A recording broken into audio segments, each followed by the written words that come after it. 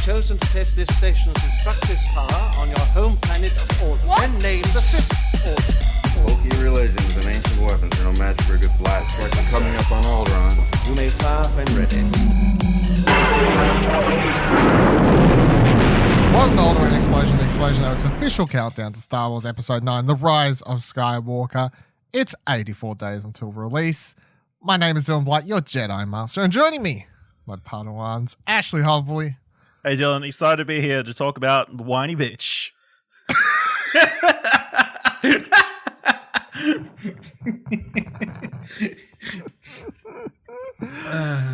Okay, and also Ciaran Marchant. Hi, I'm your Coruscant correspondent on the as we go into a deep analytical breakdown of sand and just why does it get everywhere.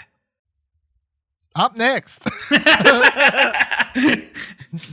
Okay, so yeah, this week on the show, in case you haven't gathered, we are going to be talking about Attack of the Sand. I mean, Clones. Attack of the Clones. It's Attack of the Sand. The movie. Let's be honest. It's Attack of the Sand, the movie Attack of the Sand.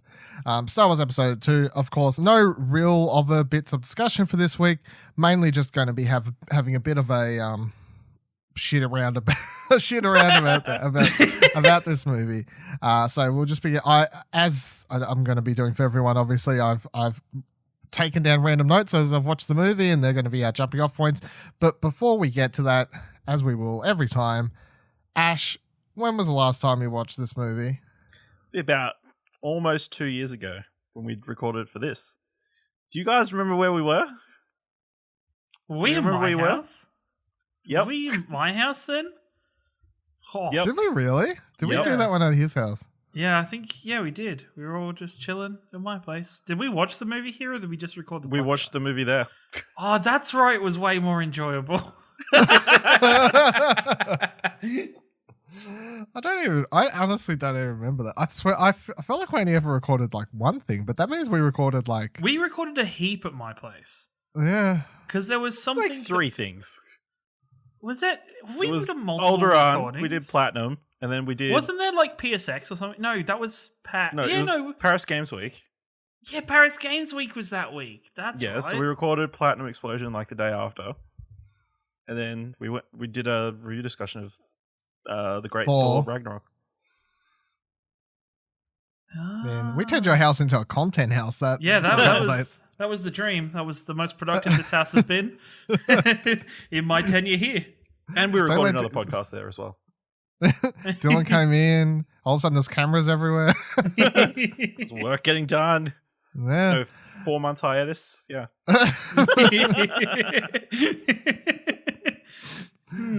Yeah. So last time we watched it was 2 years. So Ciaran. Well, hold on. I mean, Ciaran, was that last time you watched it? Because you were doing your no, because I watched it. Group. No. Yeah. I would have watched it a couple months ago. I don't remember watching it, but I know we watched it because after we watched it, we jumped straight into the animated series, which kind of blocks out Clone Wars for me because the animated series is good.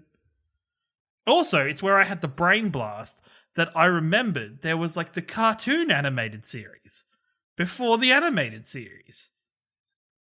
I mean, yes, that's not canon though, but yes. It's not canon, but like, because I always not to get too off track, but I always remembered Anakin, like the episode where Anakin gets his braid cut off and he becomes a temporary Jedi Master or whatever. And I was always so confused when we restarted watching Clone Wars why that wasn't there. And then it all came flowing back to me that it was a cartoon. Now you know. Yeah, and it's done in a completely different animation style. It's like Samurai Jack shit. Yeah. Yep. And they were like, they used to show like in between, like they were like really short episodes because they used to show it in between as like filler between other TV shows. It was, yeah. I'll come back to this Clone Wars thing because I do have down a note about talking to you about that. But yeah, so last time I watched it was 2 years ago as well. I'm still, I'll say this. I've watched this movie so many times at this point that as much as I'm still just like, it is definitely my least liked of all of the Star Wars movies. I don't like hate watching it because I think I'm just used to the parts that annoy me now. If that makes any sense. You're just numb to the pain. Yeah, I'm just numb to it. And the thing is, but I think I'm so numb to the parts that I dislike that it actually kind of helps the parts that I actually do like stand out more. So I actually feel like I've kind of looped around to a point where I was watching it this time where I'm like, I think I'm enjoying this more than last time. And it is simply because I'm just numb to the parts I dislike. And or maybe I'm just, my brain's now tuned better. So instead of getting annoyed about the parts I dislike, I'm just more taking in the enjoyment from the parts I do like more. So I'm not watching the movie and be like, oh, this fucking part, oh, this fucking sad. The fuck. I'm just like, what? I can't just zone out for a couple of seconds or a couple minutes, whatever. And then it cuts to another scene I do like. I'm like, oh, cool. I'm back in. So I actually feel like watching it for this time. I think this is the most I've enjoyed watching this movie, as weird as that may be. Okay. Not saying I love it or anything, but every time I say that, it sounds so bad because like I can watch this movie. I can watch old Star Wars movies fine. That's what I'm saying. They're Star Wars movies. I'll watch them. They're fun. They're Star Wars. I do enjoy watching it. It's just as a Star Wars movie, I have issues. It's definitely at the bottom of the thing there for me. I will not let this republic be split in two. My negotiations will not fail. If they do, there aren't enough Jedi to protect the Republic. We're keepers of the peace, not soldiers. So first thing I wrote down is the dark side clouds everything. Yeah, Yoda, it's because your fucking temple is on a Sith temple, mate. You didn't know that. I think it was just because we was talking about it for last week's episode, and then this like he says that line like right at the start. And I'm like, you fucking idiot, Yoda. You said it. You said you look. You said it right here. Listen to yourself. Listen to yourself. And also, it's like the thing about the canon, the way they do it now, where it's like everything is canon, obviously. The thing about rewatching these movies every couple of years is because they'll add in like a couple of random bits of nuggets in either books, comics, or something else that kind of has you look at each of the movies in a kind of new light, even if it's just a tiny bit or whatever else. And I don't know if last time we watched this, that like was 100% confirmed canon that it was on top of a Sith thing or not at the time, or maybe I hadn't read the thing because it's confirmed in the Tarkin novel is where they confirmed that. And I have no idea if I was remembering that note or whatever last time, but this time when he said that, I was just kind of like, yeah, you fucking Yoda, you fucking moron. How would he know? Well, he should know, but I was still just like, you're a fucking moron. Can the I second thing mention I read, that it is Yes. super weird seeing Jay Lagaya and Rose Byrne as Padme's like helpers, I guess.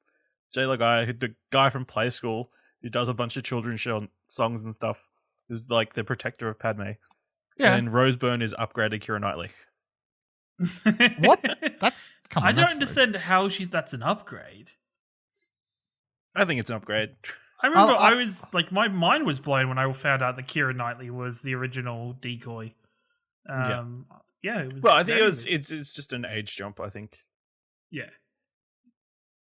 I can't remember the first time I realized that it was like years and years ago when I was doing some sort of rewatch of this, and I realized it was Rose Byrne, like right when she was kind of appearing in other stuff. Like it might have been time like the first Bad Neighbors or some shit like that came out or whatever else. And I probably watched this and I was like, oh shit, like Rose Byrne. Oh, like that's okay. That's interesting. It's always one of those funny things when you watch movies where people in bit roles that you never notice the first time. And then when you rewatch it later, if they're kind of more famous, you're like, oh, that person's in it. But yeah, this movie is just full of like. I think these Star Wars movies, there's a lot of that in these. There is a lot of that, yeah. Just especially the coincidentally. prequels. No, yeah, specifically the prequels. A lot of those people went on to bigger and better things than what they media roles, at least. Better sometimes, yes. Bigger, I don't know. Probably, you know. yeah. Can you really get bigger than Star Wars? Let's be honest. Let's be honest. The second thing I wrote down is that Anakin is a bit creepy. That was just in response. What an understatement! That's like a what? It's an understatement, I feel. But I was writing it because I think it was just when I was watching the first time him and Obi-Wan go up the elevator and then meet with Padme and then she's like, "Hey," she's just being pretty normal. She's like, "Annie, is that you? You've grown up so much or whatever." And he's like, "You haven't changed a bit, except for you've got so much more beautifuler." It's like Anakin, no. Calm down with it's your. really interesting that this movie was a precursor to every guy on Twitter. Around. Well, yes. George Lucas knew what every guy on Twitter would be like, and that's how he wrote. Yeah. When you Anakin think about Skywalker. it, Anakin is a precursor. Maybe he influenced a whole generation, and now we're paying for it. I'm sure there's many scenes where Padme is like, "Oh, I can't go out yet. I gotta put makeup on," and then Anakin turns and says, "You don't need makeup. You look beautiful with it, out it anyway. I always love you." I mean, it makes perfect sense. I mean, why wouldn't they idolize him? He acts terrible, and he still gets the girl. I mean, it's true. It's true. I never understand how he gets the girl, but yeah, it's true. Star-crossed lovers. Next thing I wrote down is Obi-Wan and Anakin have good chemistry and banter, just need better writing / direction for the off scenes, which you kind of get in the Clone Wars, but it isn't Ewan and Christian in that. And then using this as a spin-off topic, like Hayden Christensen.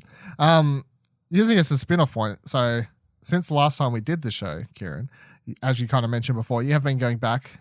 You started watching the Clone Wars, so it seems like a good point to get your thoughts on the series. Yeah. Overall, how much is Ahsoka the worst character? Shut up. What are your overall thoughts on the series? How important do you think it is to Star Wars, current Star Wars? I think it's, for me, I think it's really important. Like, if you really love Star Wars, or you want to get more out of Star Wars, but maybe you're like, I don't want to read books or anything, I think you do yourself a disservice if you don't watch Clone Wars. Like, very much, like, I think Clone Wars makes me love Obi-Wan more. Like, I love Obi-Wan more, and I already liked his character, but I appreciate his character so much more because of Clone Wars.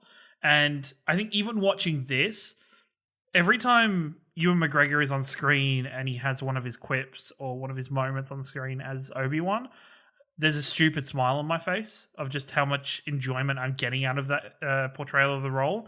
And that really does flow into the character's portrayal in Clone Wars. Like, I really just, even like, there's arcs where he's not around for it, and the moment he comes back in, or the little snippets where he comes in for maybe just on a holocom and talks to Anakin for a couple seconds and then disappears for the rest of the episode. Like, that stuff is really enjoyable. I really enjoy seeing Anakin's descent from this. The thing for, if you've only watched Attack of the Clones and Revenge of the Sith, I think Anakin's descent into the dark side is a manageable one and a usable one. It's fairly obvious, he kills a whole bunch of sand people in this one because his mother dies, and how that flows onto the Revenge of the Sith, and then all of a sudden he's killing younglings, and you're like, what the fuck? But I think Clone Wars really captures a lot of the shitty, fucked up things that the Jedi Order did that kind of resulted in Anakin being this way. There's situations where they make plans without telling Anakin, and the flow and effect of those plans onto Anakin are really impactful to his psyche. And you see his, more progressive descent to the point where Revenge of the Sith starts. And it just, as a whole story, it just makes a whole lot more sense. And I think is a lot more valuable as a viewer to know that, and to have his connection with Ahsoka almost be the shining light that could have possibly stopped him from turning to the dark side. But yeah, no, I really love Clone Wars. I haven't quite finished it just yet, but I really enjoy watching the more day-to-day aspects of the Clone Wars, because I think it's really weird that in the movies, and I always thought this before I watched Clone Wars properly, it's super weird that in the movies the Attack of the Clones starts off the Clone Wars, and then you get to Revenge of the Sith, and they're kind of like, oh, the Clone Wars are done, by the way. It literally ends in like the first 15 minutes of Revenge of the Sith, basically. Yeah, because they kill Count Dooku, and it's like, well, that's the end of the war. Yeah, it's such a weird thing. So I think watching Clone Wars and it's not even I don't even think it's a slog. I think if you're really wanting to just get through it, there are episode guides you can watch that tells you that these are the important story arcs, and you can cut out this episode or drop this episode. But I think there's a lot of enjoyable characters that you miss out on. I really love Cad Bane. I think Cad Bane is probably one of my favorite bounty hunters. Just from his arcs in Clone Wars and how fucking the best bounty hunter. just how fucking cool he is throughout it. Like, I recently finished off the Cad Bane arcs and where Obi-Wan spends time as a undercover bounty hunter, and that arc was fucking great. Like, just to see that side of things was really interesting. So, yeah. Yeah, I always find it interesting when people start watching it, because I would say that the number one thing that reinvigorated my interest and love for Star Wars was the Clone Wars, because I didn't catch up until it was in like season 4 or something like that. Like, yeah, I think about that or whatever. So I caught up towards the late end. Well, mainly because we're in Australia and it was like, how the fuck am I supposed to watch this show? And I remember I brought like a DVD box set for those seasons and whatever else and binged them all in like fucking 2 weeks. And then from that moment on, I was like kind of back into Star Wars. But up until that point, I watched Revenge of the Sith in the theaters, and a year later, whatever, Star Wars is. Star Wars is done. You also actually get the sense of Anakin actually being a good Jedi, because for parts of Attack of the Clones, I sit there going, Anakin, you're a fucking idiot. And for part of Revenge of the Sith, I go, Anakin, you're a fucking idiot. But then there's all this talk of Anakin being such a great Jedi and such a respected person in like A New Hope when Obi-Wan's talking about him. So you're like, I don't think the movie really shows that well enough to really fulfill that. No, I always say how anytime I watch any of the prequels, well, not really Phantom Menace, but Attack of the Clones and Revenge of the Sith, those movies are completely brought up a notch by having watched all of the Clone Wars, because I think it's impossible to separate and kind of look at the movies just for being the movies they are. Like I watch all these things now, and it's always just like I have all these stories of Count Dooku and Obi-Wan and General Grievous and all this sort of shit that happens between these movies. It's kind of just one big story, like lumped in together. And that's why, yeah, as you were saying before, anytime I watch Revenge of the Sith, which obviously we'll get to next week, but anytime I watch that movie, it's like so weird how it just start. And I'm like, literally, if you don't watch the Clone Wars, it's like, who the fuck is Count Dooku? Who the fuck is General Grievous? What was the war? How did we get here? What is going on? And like, even though like stuff with General Grievous, I think General Grievous almost for me, if you just watch the movies, is as bad as Boba Fett. For like, in terms of everybody thinks he's really fucking cool, but he's kind of shit and lame and doesn't have much to him. Where I think Clone Wars and other avenues really flesh that character out and explain what that character is, gives you reasons why that character should be feared by Jedi. It's, in Revenge of the Sith, it talks about how he's a Jedi killer and he collects their lightsabers, but you don't really see anything. And Obi-Wan, I guess the part of Obi-Wan that doesn't help with you understanding the gravity of General Grievous as a character is the fact that Obi-Wan is a bit nonchalant about fighting him and is just quippy, and because he does, like, that's how he is. But in Clone Wars, you see the darker side of Grievous. You see all the shit that he's done. You see this relationship be built up between Obi-Wan and Grievous from them consistently clashing over this time and building up that banter. I think it just adds a lot of context to things that happen in Revenge of the Sith. They also do like little things. I can't remember exactly off the top of my head, but I think it's like the first time they battle in the anime series, like Obi-Wan damages his leg, and then in the movie it's like that's what causes his limp or whatever else. Like they link all these sorts of things together and whatever else. But or even just like if you just watch the movies, you're like, why does this General Grievous character have a cough? And then Clone Wars kind of explains that a lot more and shows his body getting fucked up. And yeah, so I just think, it fills in a lot of substance that's missing from Revenge of the Sith. And also Ahsoka is the best character in Star Wars. Who? Jesus.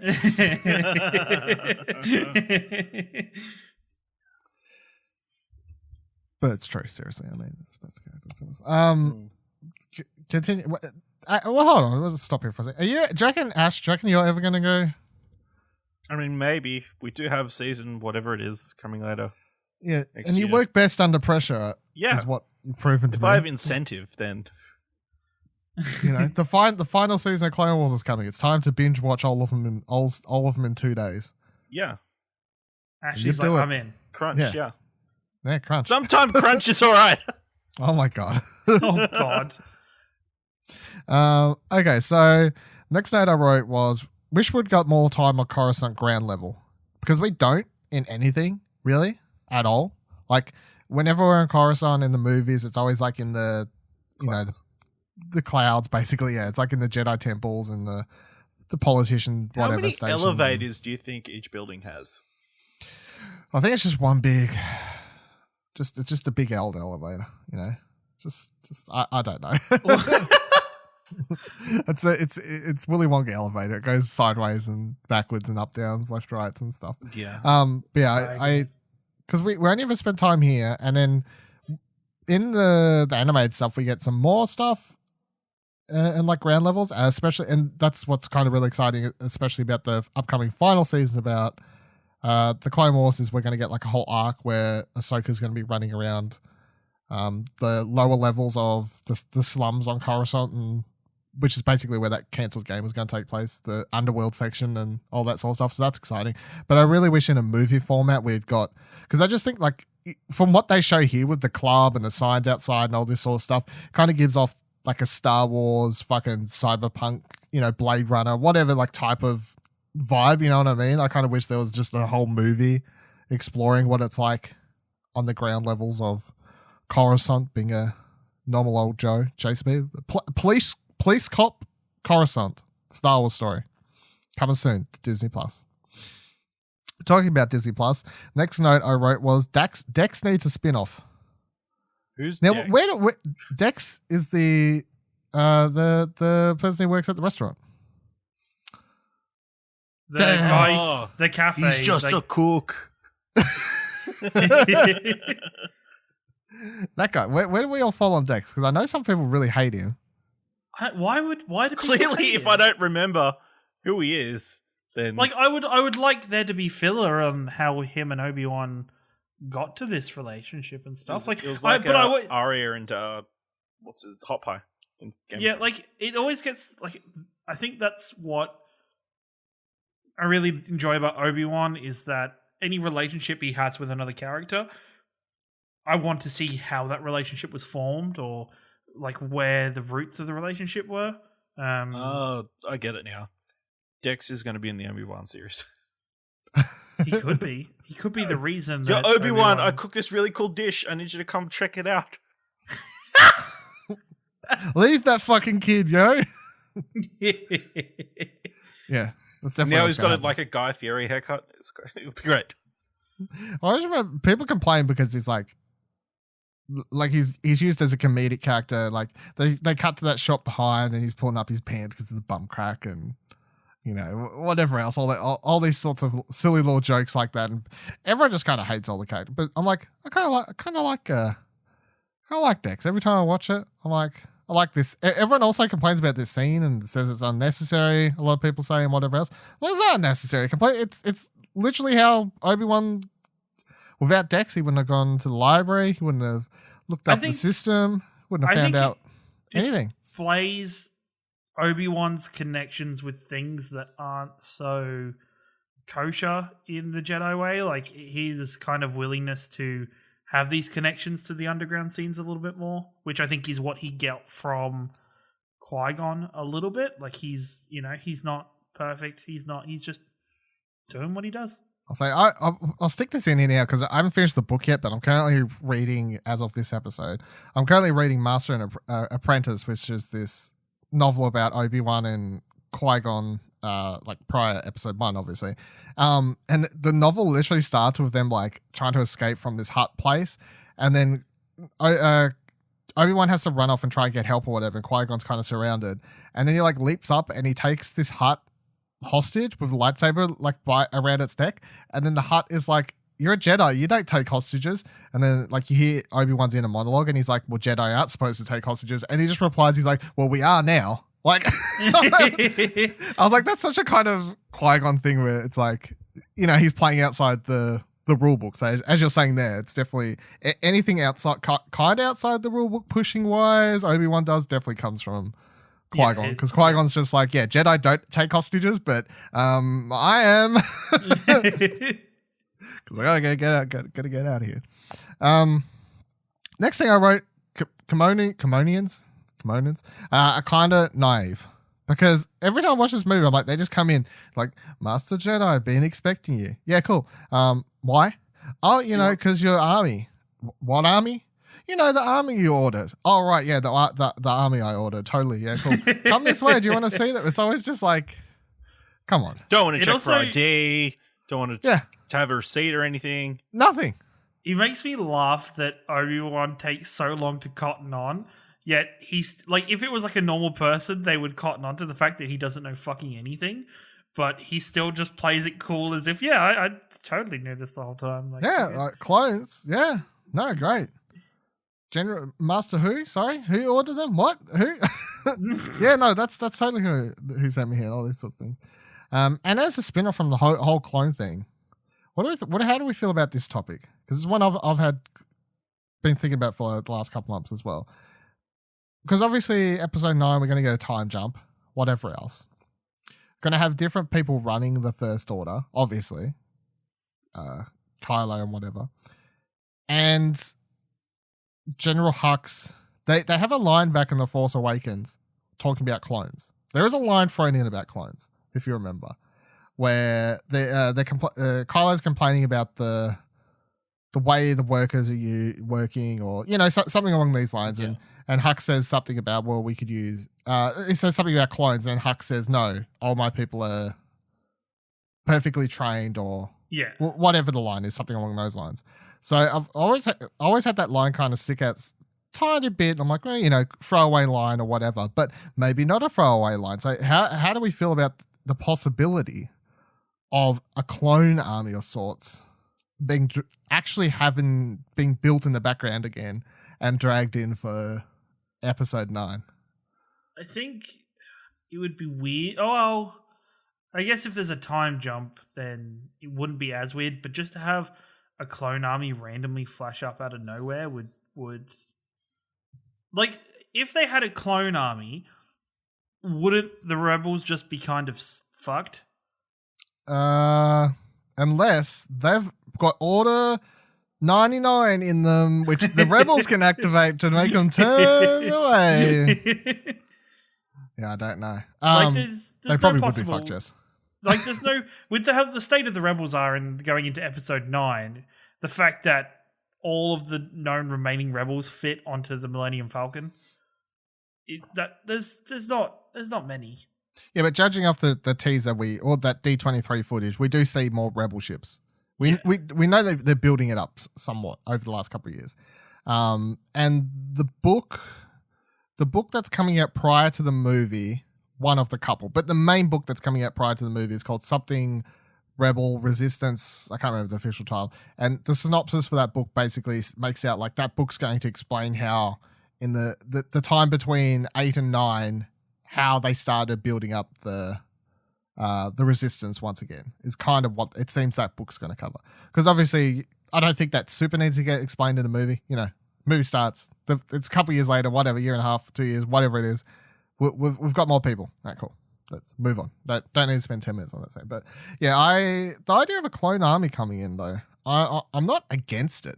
I actually find it somewhat interesting, especially because at this stage, Star Wars is just kind of always about reoccurring themes and whatever else and subjects and stuff like that. And, the line has been thrown out there before, and it is a tactic that's happened before. I don't know. Ash, how would you feel if a clone army was to magically show up? I mean, I feel like it would be too much. Like, it'd be too much to stuff it into this last film. But who knows? They could do anything. I mean, they made another Death Star, so yeah, that's what I'm saying. Another clone army, really. If anyone complained about another clone army, who would they be like, clones of, though? Rey. Oh, I brought it all back. Rey's an escaped clone of the clone army. Oh yeah, maybe he solved was. it. Yeah, that explains Maybe. why she came from nothing. Yeah, explain. I've got it. Maybe they were. How about this? How hold up. Maybe she was like the perfect archetype for what the First Order started making their clones out of, and somebody from the Rebels or somebody from another organization kidnapped her so they couldn't make the perfect clones and left Or her. no, she was defective. They thought she was defective, but really she just had force powers. Dun dun dun.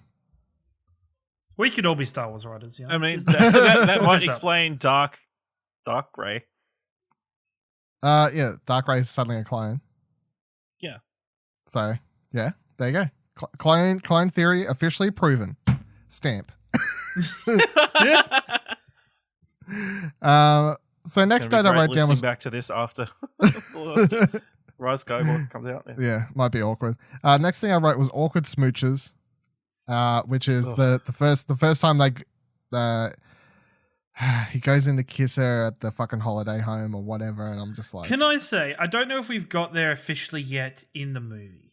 is it about the but- sand? Because yes, we have got there. No, this is not just the sand bit. I previously mentioned in another section, I think it was in the first episode, that Corridor Crew had ruined the fight scene. Oh, you're talking about the apple thing? They also fucked the apple for me because it is really jarring to watch that scene now.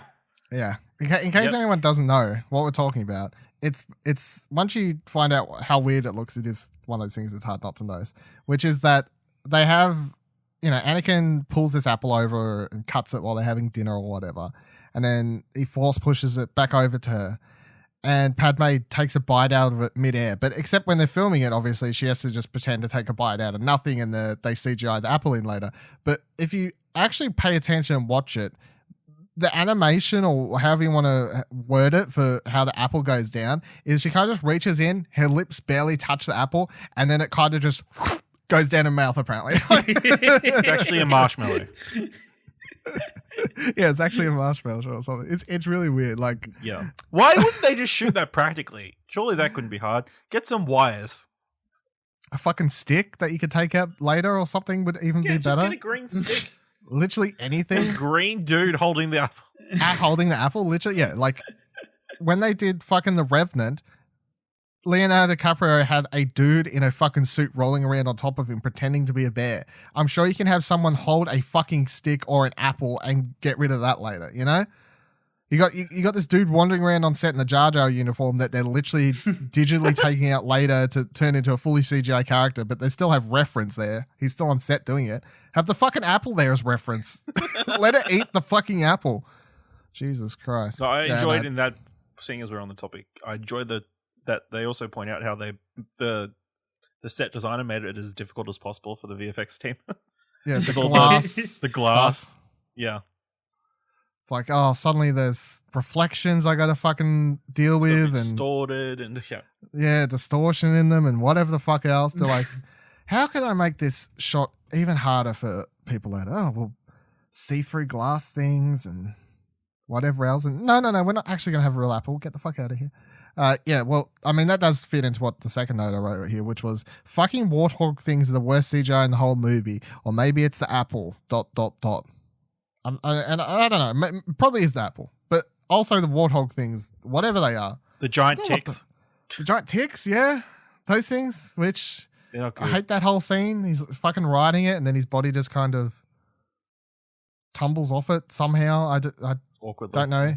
The CGI there on that scene where it stamples on him, or supposed to trample on him a little bit, I guess, is up to the quality of the scene in episode 4, the special editions, where Han Solo treads on fucking Jabba's tail. It's equal to that. It's very similar. Very similar quality to me. Next thing I wrote down here was, I saw someone on Twitter once say how they think that the people who don't like The Last Jedi casino scene, that the people who think The Last Jedi casino scene is completely unnecessary obviously think the asteroid field scenes in all the movies are necessary, and they're very right. They're not. Which is to say that when watching this movie, and there's an entire scene of fucking Boba Fett, not Jabba Fett, running away, and Obi-Wan's chasing him, and they have this whole asteroid scene or whatever that goes for like 5 fucking minutes. Is that necessary after they literally had a fight? The answer is no. no. And then also the scene in episode 5 where Han Solo chases away the fucking asteroids and, you know, hides from the worm thing and whatever else. Is that scene really necessary? No. The answer is also no. All of the asteroids, all these fucking asteroid scenes in. I remember when I saw it, I can't remember who tweeted it, but when I read it, I was like, yeah, I mean, they are right. Can we get a rating? So, what are people's opinions in terms of Star Wars vessels on where does Slave One fit? Because I know a lot of people go fucking nuts over it, and I'm just like, I quite like it. Yeah? Yeah, I think it's just the shape and everything. I just think it is just one of those things where it's the same reason people like Boba Fett, you know? Looks cool, doesn't do anything. Boring character, just looks cool. Slave One, do I have any like great significance to it as a ship and like love it for that reason? No. Does it look cool if you own if I owned a cool collectible of it to put on my shelf? Yeah, it would probably be one of the cooler looking Star Wars ships up there with the Millennium Falcon, I think. Like you can put that on a stand, put that on a shelf, it's going to stand out. It's definitely a Star Wars looking ship. Fair. Ash? I mean, How do it's you rate- serviceable. It's fine. I serviceable. don't give too much thought into Ships? ships. No. Come on now. Wow. Are you even a Star Wars fan? Next I wrote Little Bobber, quote, fire! This is why you die like a sucker. And that's because that fucking scene, the fucking scene where they're in this asteroid scene where they're shooting and then it cuts to him and he's like, fire, fire. I'm like, shut up, you little twerp. Shut the fuck up. Maybe it was voice activated. Fire! Shut up. He is such a little twerp in this movie. Like, part of me is like, oh, cool, you see where Boba Fett came from and why he's the way he is and shit, I guess, but... There's two sides to it. There's A, people who don't really care about Boba Fett in the first place, and you watch this and it doesn't ruin anything about the character because you already thought he was boring. And then there's B, the people who thought Boba Fett was the coolest character ever. And the reason they hate these movies a lot, I feel, is solely because it ruined Boba Fett for them. No, it's the coolest character in Star Wars. No, he's not. Shut up. It's not even close. Is this the first time we saw the rocket be used? Because it was very awkward. What rocket? Like his jetpack. Well, Jango Fett's jetpack rocket. No, You have to get it such a terrible action. You have to get a terrible angle to actually use it. Do you mean the rocket that comes out of his jetpack? Like Out the of his fire jetpack, thing? yeah. Yeah, no, I think this is the first time. Yeah. Yeah, it's And not good. it's not very. I was going to say it's very impractical. I think. I mean, if you really want to use it, you have to bend over. That seems troublesome. Yes, it's quite weird.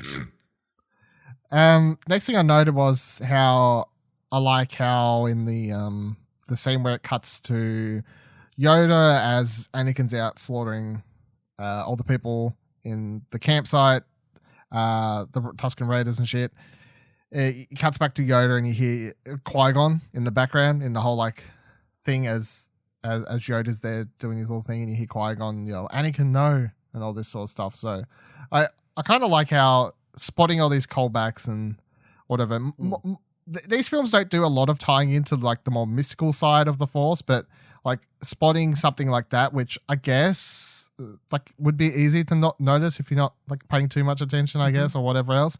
But you do notice it, and it's like the subtle stuff at building the bigger side of the Force, and then also like canonically in my head, knowing that in the Clone Wars animated series, that Qui-Gon is the one who teaches Yoda how to become a Force ghost. This is after Qui-Gon's passed on. He teaches them in this. Now, canonically, when I hear him say this thing, I'm like, oh, he's like communicating with Yoda. Like, this is the start of it. Like, soon he'll be teaching him how to be a Force ghost. It's got to tie it all in. It's happening. It's weird that Yoda is able to sense Anakin's going to the dark side like a million galaxies away. But he can't tell that Palpatine's being a dick right underneath his. That Palpatine's being a dick. Maybe it's because he's Yoda. I think is always mentally a little bit focused on Anakin's upbringing and his, because he knows the prophecy about the Chosen One. He knows that the issues that have been caused by Anakin being started to be portrayed so older. So I think he almost has a part of himself focused on it. At all times. Where I can, I always imagine the sense of the dark side stuff that's stopping you from thinking about it is like that one little thought in the back of your head that you kind of know is there, but you just can't fucking get to it. Like you just can't possibly know what the fuck you're thinking, but it's there. So next thing I wrote down was fucking Jar Jar causing the war by granting emergency powers. It's funny every time I watch this movie because once you boil down whose fault Palpatine is and how everyone likes to point out it is Jar Jar's, it is kind of Jar Jar's. Like, it kind of all comes down to several key moments or whatever, but like... Isn't it technically Padme's? Like, why would she leave Jar Jar in power? Well, that. Like, why would she, When you think about it, it's really Qui-Gon's fault for saving Jar Jar in the first place. Well, I always assume that, I don't know if this has been covered in something that I don't know about, but I always kind of assumed after episode 1, like, because the Gungans and the people of Naboo form a, like, better relationship, because in that movie, they definitely tell you that the people living on the land and the people living under water don't have a close relationship with one another. And I always took it by the end of that movie that Naboo form, like the Gungans and the humans or whatever living on top, form a closer relationship. And then I always thought that means Dylan, that they...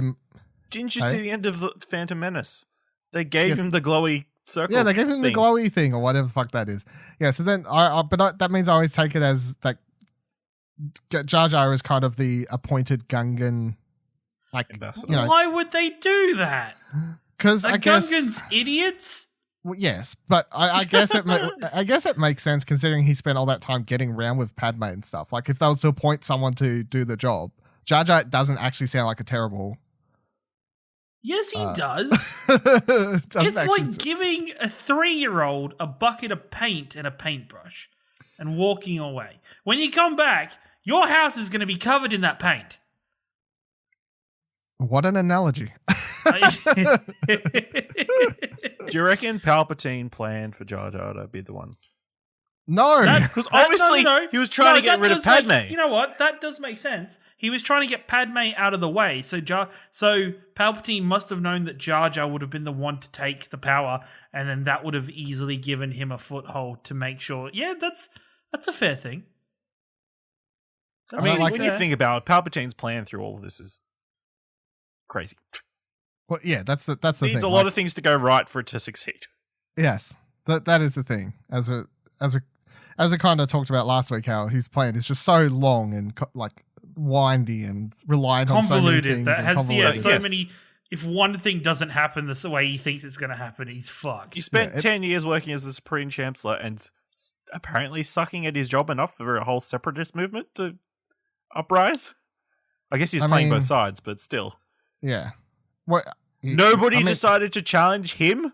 He kind of starts the separatist movement by sticking Dooku in that position, I guess. Yeah, but nobody went, hey, you're doing a pretty shit job. Maybe we should get a new Supreme Chancellor. One guy takes a bit too long to get the Trade Federation to stop it invading Naboo, and he gets outed. Can I say as well, the movies do not do a good job of representing how fucking messy Dooku and Palpatine's relationship is. Like, it's like a lot of people think it's just like a teacher and master type of thing, but Dooku has like his own agenda, like 120,000% the entire time, where he's like, I'm learning this shit, but I'm not really wanting to follow you or do what you want to do. Yeah, well, this is what I was going to add on next. So I wrote, because rewatching this movie for the first time since I listened to that Dooku Jedi Lost thing, which came out early in the year, which is a audio drama that you can listen to via Audible. It's like a fully voice acted, like thing and whatever else. Who plays Dooku? I have no idea, but they sound like Dooku, so good job. They're very good. They're very good. Everyone's very good, and it's great.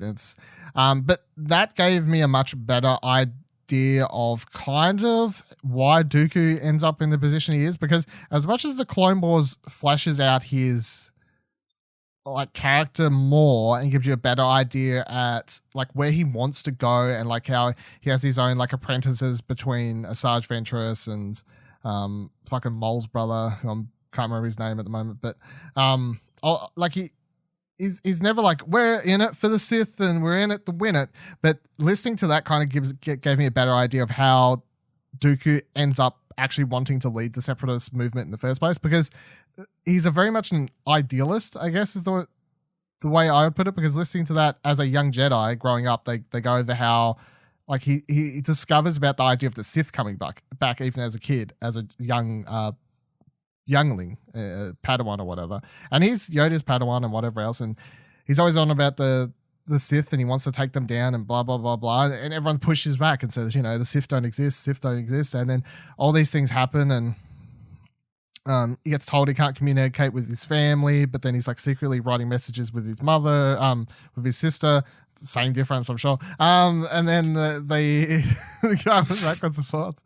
But yeah, that really introduces the idea of like this character who, once he gets it in his mind that like, I need, as much as everyone over here may hate me, I need to do this thing because I believe it to be the right thing to do for my people. And that's why, spoilers for that, but at the end of that, he kind of leaves the Jedi Order to go back to his home planet.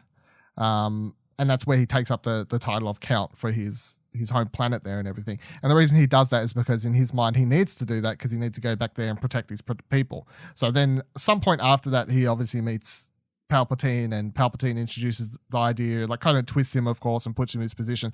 But it's a character that's very much like he's literally that person in the room who's willing to do what's necessary. If what he thinks is necessary, even if everyone's telling him it's like, you're a fucking idiot. That's not what we need to be doing at all, and whatever else. But it's kind of shocking every time I watch this movie as well, just to see how he doesn't show up until what, like 3/4 of the way in, I guess. Yeah, not properly.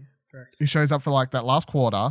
You're introduced to this character that is supposed to be a big time player, like here's the dude that's kind of the head of the separatist movement that we were introduced to in the previous movie.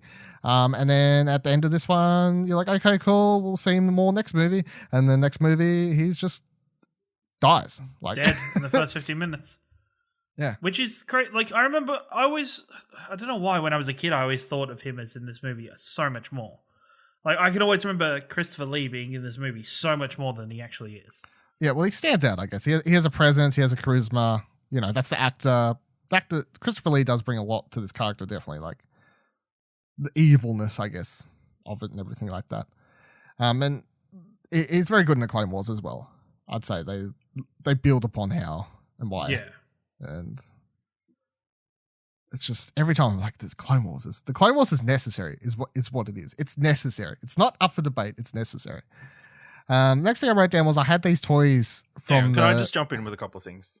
Yes. One, again, is crazy that Anakin murders a whole race of people and Padme is perfectly fine with that. I mean, yeah. Like, she doesn't even do okay, I appreciate you. Hey, Obi-Wan? They never really talk about the Raiders like they're people, though. They're always like they're animals. They're just like barbarians or whatever. But she wouldn't see them as that, though. Like, she would not have a concept of that, would she? Well, he specifically called them women and children. Yeah, like... That doesn't sound very animalesque. Animalistic? Animal-like. Yes? Yeah, it's not good. Do you have another note? I don't know if you noticed, but when she brings in that plate of food for him, there's a blue liquid there. Yeah. Blue milk, yeah. Is that blue milk? Yes, it's blue milk. It's in episode 4 as well. Then why are people so upset about it? And it's in Rogue One as well. Because probably they don't want to see it came straight from the source. Luke. They don't want to see how the milk is made. Yeah. Okay. Everyone gets upset about that scene just because I don't know. Like, I honestly don't know. Is it the fact that Luke looks over and he like does the whole like, this is good, and like wipes his face or whatever? But to me, that seems like no weirder than literally seeing someone like kind of teat Drink straight the from milk the out cow. of a cow and then just like drink it straight out and go, isn't that good? And if I was watching a movie where someone did that, yeah, you'd be like, oh, that's a bit gross. But like you're supposed to have that reaction. That's like the whole point. But He's trying to get her to be repulsed. Like, yeah, like leave here, leave the island. Look what I have to do to survive. You have to drink this milk straight out of this alien creature. This is good. You definitely want to stay here. Well, I mean, we're not talking about The Last Jedi, but yeah, that scene's fucking ridiculous. Why everyone complains about it. And then C-3PO. Somehow he's got a power source in his body and in his head. Otherwise, how does his body work on a droid and his head work on another droid? maybe make sense. droids are powered from their head. And Yeah, but then his body seems to be working fine. yeah, His body because walks around without a head for like a couple of minutes. Okay, Ashley, how do you think alien robotics work? You've got a good point. They work however the fuck George Lucas or whoever's writing wants them to work. Turn into Twitter over here. This movie's trash because this. Robots don't How's work this properly. robot work? Yeah, I'm kind of with Ciaran on this one. Who fucking cares? This is the least But of my worries. he's sentient in both of them as well. Look, I'm sure. I can tell you this. I don't know the answer, but I can guarantee you that if you actually looked into it, I would be willing to guarantee that you would be able to find the answer. Because there's I nearly think- an answer I to think everything. You would think because he's still, even though his head is on the battle droid, he is still controlling the body that has the battle droid head. No, he's not. Because he's like the battle droid body is just just doing shooting what at it- shit. Like it's Yeah, but his acting normal normally. body's just doing whatever the programming is. I don't know. What do you He's mean just you following don't everybody know? else. I don't know why these things happened the way they did. For comedy. Like last night. Yeah. I mean, is that the same lightsaber that Anakin has in the next film? Or that he cuts in half? No, he gets another one. No, he gets another one. They fix it or gets another one, I think. Yeah. Yeah, so I had the 3 Colosseum monsters. I had toys of those as a kid. I think I either remember them as McDonald's toys or I had the toys. I can't remember. Yeah. And it's so funny watching this. I'm like, the CGI isn't great, but from like a creature design point, they are kind of cool looking, I'd say. Which one know? would win in a fight? If it was I those feel three like against each other. I feel like the Spider Cat would. Yeah. Seems to have the best offense, I guess. I just feel like it'll move faster, get in there. The fucking dumb rhino thing ain't doing shit. And the spiky stabby thing or whatever. The cat thing, yeah. That's a cat. That's just the cat thing is that the cat's the spider thing. The other thing with the other legs. The I guess cat you could- the cat is the one attacking Padme. Yeah, but I okay. call it cat spider because it's got like 6 eyes. It always looks like it's combined. Oh, with I a was thinking sp- I was thinking the big bug thing. No, that yeah. When you said- I don't want to call it. I don't think of that as a spider because it's just like it's got a bunch of legs or whatever. But the cat thing, I always think is just a combination of a cat and a spider because if you look at it, obviously cat, but then you look at its face and it's got all the eyes and whatever, and its face kind of looks like a spider eyes like face type thing happening in there. Yeah, some DNA cross pollination been happening here. Then I wrote down Django goes down like a sucker, just like his son will.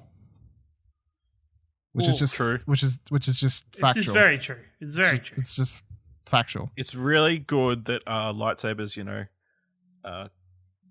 it's so hot that it cuts off the blood circulation, so there's no blood anywhere. And it always- Cuts the also reset off. and Yes. it also fuses the head perfectly into the helmet. Yes. Yeah. Because like, been awkward if young Bubba would have picked up the helmet, and the head just like. But it didn't. As As a side, because we keep bringing up the Clone Wars, there's if you're interested, everyone, if you've never watched the Clone Wars, there's a really interesting arc in the Clone Wars where they go about how Boba Fett wants to get revenge for Mace Windu and he tries to fucking kill him in the Clone Wars. That's kind of, I think that's Boba Fett's first arc in the Clone Wars or something like that. But he like gets with the bounty hunters and is like, hey, help me kill Mace Windu. We're not going to help you kill a Jedi. Well, you are. Okay, let's go. Can I also say the death toll in this fight in this planet is really not well represented in this movie. Do you mean like the amount of people that would like the amount of Jedi that get fucking slaughtered in this because of this battle is fucking phenomenal, but I don't think it's very well represented in the movie. It's not very well shot either. No, the whole it looks like a fucking bunch mess. of people just were standing in front of the green screen doing a bunch of Jedi moves. But this is my biggest problem with the end of this movie, because I think the end of this movie could have been way more epic and cool and so much more interesting. But I just think even the way they present the battle, like it's hard unless you know what is happening. I think it's hard to even wrap your head around what exactly is going on. Like they pick them up with the clones. They then take the clone, they head on out. But then you see everyone battling again. But the way it's shot and everything, it's like, what are they doing? What are they trying to do? How big is this battle that's actually happening now?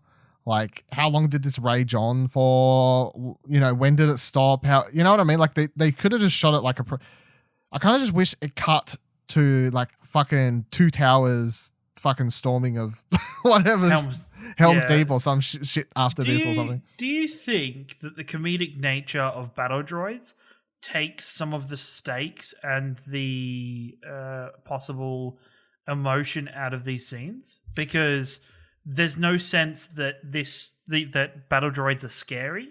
Like, there's no reason that anybody should be scared of battle droids or them attacking, because as an audience, we see them do all this funny shit and they're just, you know, wacky battle droids that are like, there's no like sense of impending doom when the battle droids are overwhelming or storming the place. I think in the movies, no.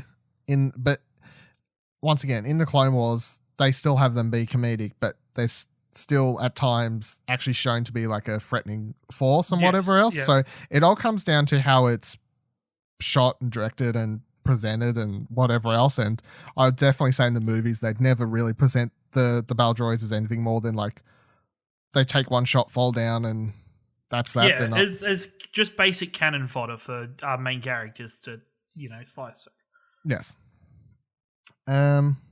But yeah, a lot of people do die here. Next thing I wrote down was, as much as I like seeing Lord Kermit go for it, I hate the quote, "It's obvious this competition can't be decided with our knowledge of the Force, but instead with our skills with a lightsaber." Like, it's so fucking cringy. Every time they do that whole stupid Force battle of like throwing shit backwards at one another.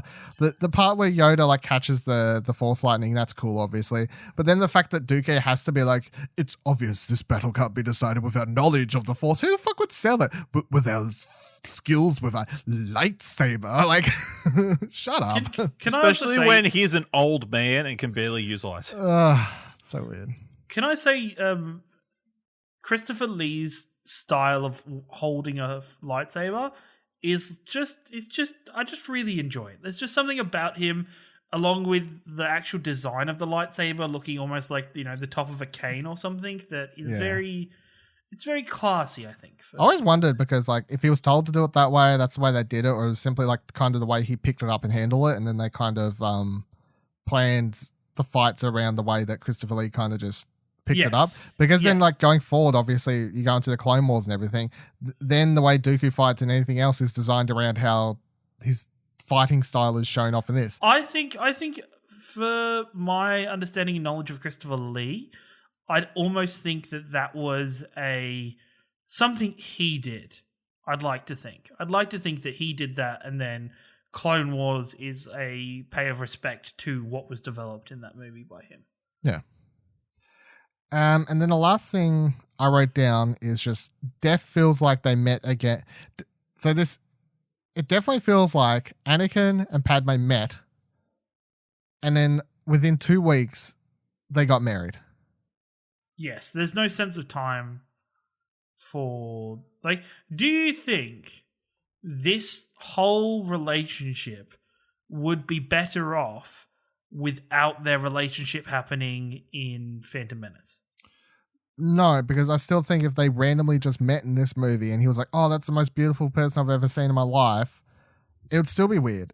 Like there'd still be no building on that or anything like that. It's just the thing is, they could have got away with their romance with what scenes they had in this movie if the couple scenes they had were believable. But the thing that ruins this movie and like the romance part of this movie, which is obviously a heavy element of it, is that all of the scenes between those two characters where they're trying to sell you how they're slowly falling, well, she's falling more for him or whatever else, and all they're flirting and whatever, all those scenes are shit.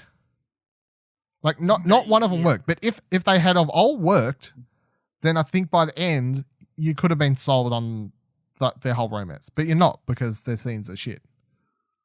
Do you think there's a chance that Anakin, inadvertently or not, made her fall in love with him? No. No, I think that would be a shitty thing to be added or to have as a possibility. I mean, to be honest, it's the only rational explanation. No, I think, especially in today's world, to suggest that would be like I think it'd be a really bad kind of theme to set for their relationship. Their relationship is already awkward and janky as fuck. It's whatever. Just accept that it's a shit relationship. Once again, if it's a shit relationship, then why can't you explain it with it was manipulating her? Because that weakens Padme even more as a character. Guess maybe. Once again, I'll say I'm sure there's still strong people who are getting manipulated by people out there. Their relationship is, of course, much like everything else we've mentioned, built upon a lot better in the Clone Wars, but yeah, in the movie, the idea that this set up actually, that's the one thing that doesn't change in Clone Wars. I fucking hate Padme in Clone Wars because you are so fucking dumb. And really? like sometimes I'm just like the situations that Anakin has to get into, because like there's like several episodes where it's almost like Padme lands on planet, Padme gets captured.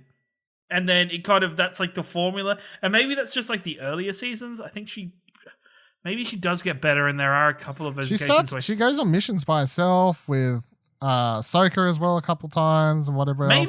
Maybe if there was no Jar Jar with her for like most of it. Yeah, there are a couple episodes where Jar Jar's with her, and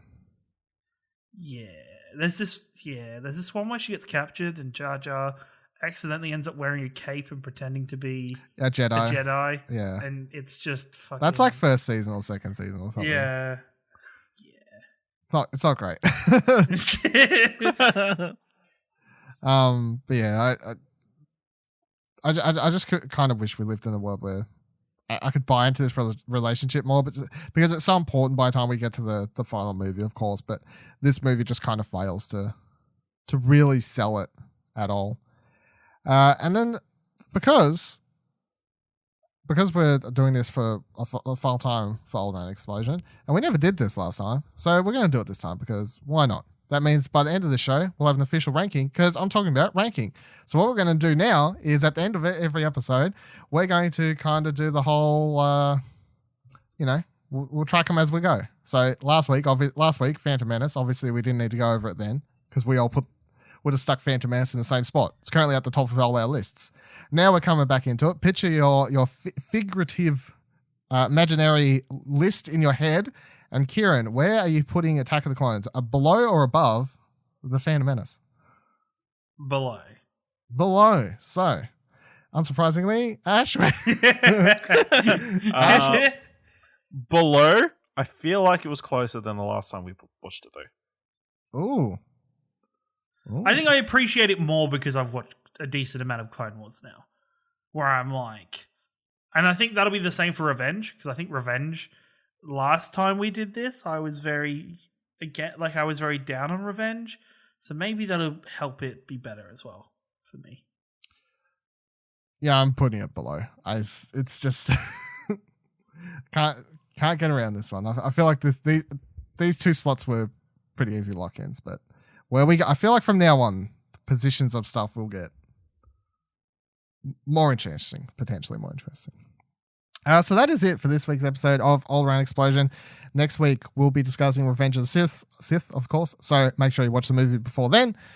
Please share the show on social media and tag @ExplosionPod if you're enjoying it. Tell your friends and rate it on Apple Podcasts or Podchaser. Alderaan Explosion is a Darth production of ExplosionNetwork.com, which is where you can find What Do You Want to Watch, our fortnightly movie and TV podcast. And if you're listening to a show about a movie, about Star Wars movies, you probably like other movies, potentially. So check that out. You can follow me on Twitter @VivaLadil, VIVALADIL. You can follow Ash on Twitter @AshleyHobley, ISHLEYHOBLEY. And you can follow Ciaran on Twitter @YaBoyRingo. Until next week, may the force be with you. Always.